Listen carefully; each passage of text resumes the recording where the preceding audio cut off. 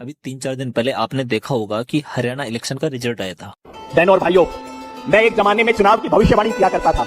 लोग मेरे से पूछते थे, इसलिए आज भी पूछते हैं, योगेंद्र जी बताओ इस चुनाव में क्या होगा। फेंको फेंको अपनी पूरी शक्ति के साथ फेंको।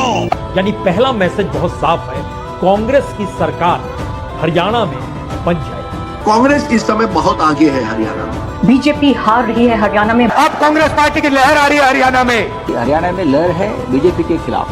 भाजपा जा रही है। मुझे लगता है कि एक महेंद्रगढ़ नहीं, पूरे हरियाणा में कांग्रेस जो पिछले 10 साल में बीजेपी ने जो अत्याचार कर रही है उसका हिसाब चुकता करने का समय आ गया। 20 के ऊपर अगर बढ़ जाए तो मेरा नाम बदल दीजिएगा। मैंने कहा दूसरी संभावना ये है कि हवा नहीं, कांग्रेस की आंधी चलेगी हरियाणा में। खाओ मां कसम। और जो रिजल्ट आया वो सब लोगों के लिए अनएक्सेप्टेड था कि बीजेपी लगातार 3 बार जीतकर अपनी हैट्रिक लगा जाएगी, जबकि आप सब अपने चारों तरफ टीवी चैनल्स के एग्जिट पोल से लेकर पत्रकारों, यूट्यूबर्स सबके मुंह से सिर्फ एक ही बात सुन रहे होंगे कि हरियाणा में तो कांग्रेस ही आएगी और इस बार तो ये बीजेपी को हरा देंगे। तो हार और जीत इलेक्शन का ही नहीं, जीवन का भी एक हिस्सा है।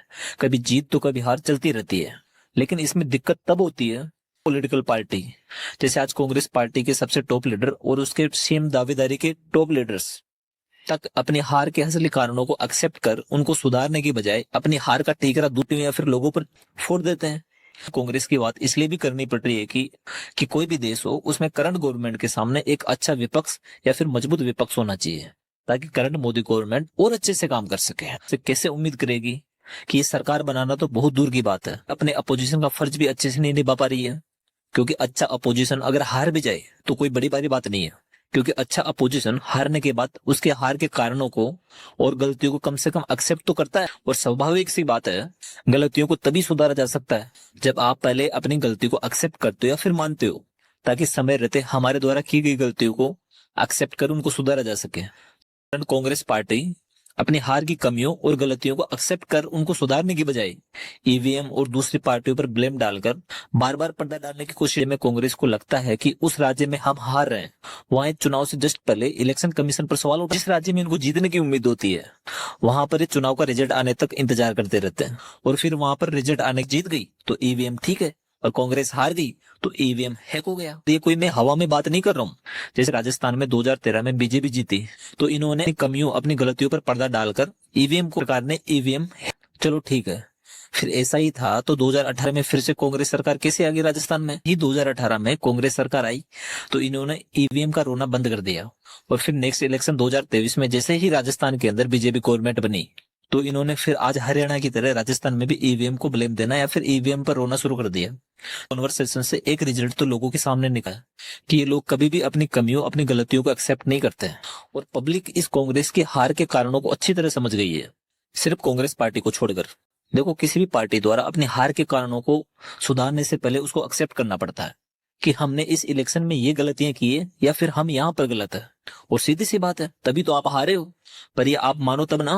अब जब पार्टी के टॉप लीडर ही हारने के बाद ईवीएम को ब्लेम करना शुरू कर देते हैं, के कार्यकर्ता जिनकी अपनी पार्टी की हार के कारणों की एक जवाबदेही थी, वो भी हार में ईवीएम को ब्लेम कर छुप जाते हैं।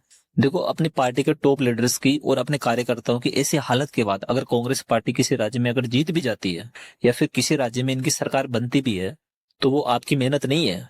बेशक बात कड़वी है, लेकिन कड़वी है ना, वो सच्ची होती है। बताता हूँ, देखो ये उसी तरह जैसे एक दौड़ प्रतियोगिता होती है और जिसमें सिर्फ 2 ही खिलाड़ी हैं, एक मोदी सरकार, दूसरी कांग्रेस सरकार।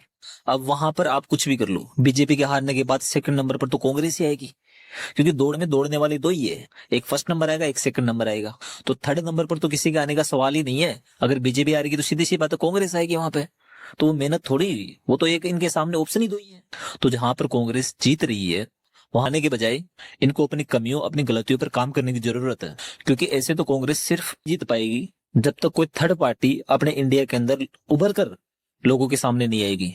क्योंकि ये मेरी बातें आपको उसके बाद ही याद आएगी या फिर आ चुकी होगी। चलो मैं इसको भी बताता हूँ। ऐसा इनके साथ हो चुका है, लेकिन ये उस चीज से सीख नहीं रहे। जैसे पहले दिल्ली में बीजेपी और कांग्रेस, इन दोनों में से कोई भी एक पार्टी जीतकर या फिर हार कर सत्ता में आती थी, क्योंकि वहां पर सिर्फ 2 ही पार्टी थी, या तो बीजेपी या फिर सिर्फ कांग्रेस। लेकिन जैसे ही दिल्ली के अंदर 2013 में आम आदमी पार्टी आई, वैसे ही कांग्रेस मैदान से बाहर हो गई, और उसके बाद दिल्ली में बीजेपी और आम आदमी पार्टी दोनों ही लीड कर रही है और कांग्रेस वहां से बाहर है। और सेम पंजाब में भी ऐसा ही हुआ था। वहां पर भी आम आदमी पार्टी और बीजेपी लीड करती है। हम सिर्फ उम्मीद कर सकते हैं कि दादाओं गलतियों को एक्सेप्ट करो और उनसे सीखो, ताकि आप देश में कम से कम एक अच्छा पोजीशन का रोल तो निभा सको। लेकिन कांग्रेस के नेता अपनी गलती एक्सेप्ट कर ले, क्योंकि गलती तो हमेशा ईवीएम की होती है। और फिर इनकी गलतियों को छुपाने और उन पर पर्दा डालने के लिए रवीश कुमार और ध्रुव राठे जैसे यूट्यूबर्स आ जाते हैं, जो खुद को निष्पक्ष बोलते हैं। सिर्फ ये खुद ही खुद को निष्पक्ष बोलते हैं, हम नहीं बोलते कि ये निष्पक्ष है।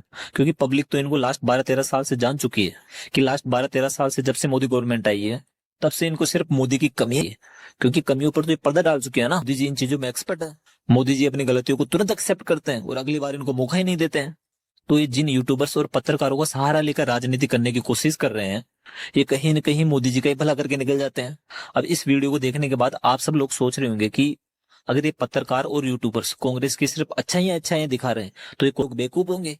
नहीं, बेवकूफ नहीं, बहुत समझदार लोग हैं। क्योंकि इनको अच्छे से पता है कि ये कैसे लोगों को डाटा मैनिपुलेट करके बेवकूफ बनाते हैं, वैसे ही राजनेताओं को भी बेवकूफ बनाते हैं। लेकिन आप लोग सोचते हो कि हमारी कमियों को ये लोग छुपा देंगे तो हम पॉलिटिकल पार्टी में अपना कैरियर बना लेंगे। लेकिन लोग अब समझदार हो चुके हैं। तो ये बात आप सब लोगों को अब एक्सेप्ट करने का टाइम आ चुका है मेरे भाई, कि हमारे जैसे पत्रकार आपकी सिर्फ अच्छाइयों का गुणगान कर रहे हैं और आपकी कमियों को न तो आपको दिखा रहे हैं या न लोगों के सामने आने दे रहे हैं। तो कहीं सुना है, चाहे फिर ये बात किसी इंसान के जीवन की बात हो या फिर किसी पॉलिटिकल पार्टी की, ये हर जगह एप्लीकेबल है। और आगे तो आप समझदार हो ही, और हो तो फिर करो शेयर और सब्सक्राइब कौन करेगा फिर।